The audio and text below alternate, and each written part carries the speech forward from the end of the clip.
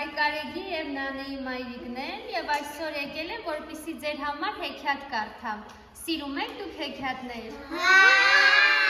Իսկ ի՞նչ հեքիաթներ գիտեք։ Երեք խոզուկները։ Երեք խոզուկների գրքեր եք չես ստացել։ Հենց այսօր ինքներդ էլ դասավորեցիք։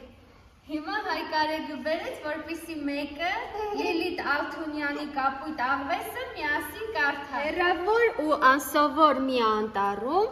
ապրում էր աղվեսն իր մայրիկի հետ։ Աղվեսիկը հարցրեց.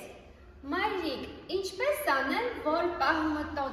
պահմտոցի խաղալիս ինձ անմիջապես չգտնեն։ Մայրիկն ասաց. Պիտի ավելի լավ թաքնվես, փոքրիկս, բայց ինչպես են ավելի լավ թաքնվում, մայրիկ, ինչ գույներ են էստեղ։ Կանաչ, սև,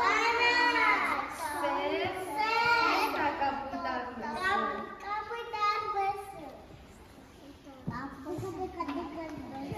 Մի նոր անտառ, մի տխուր ու խոնավ անտառ էր սա, ուր ամենուր ջուր է տա։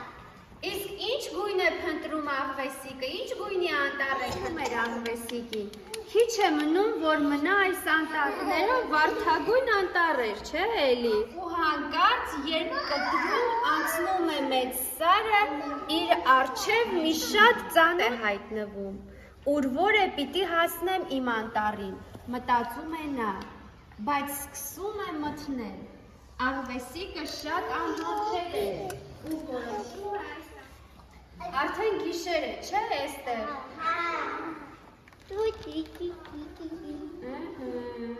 Տեսեք, ինչ եք տեսնում։ Լուսի։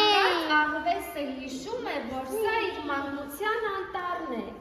Այ քեզ բան, ինչպես չճանաչեցի, մտածում է նա։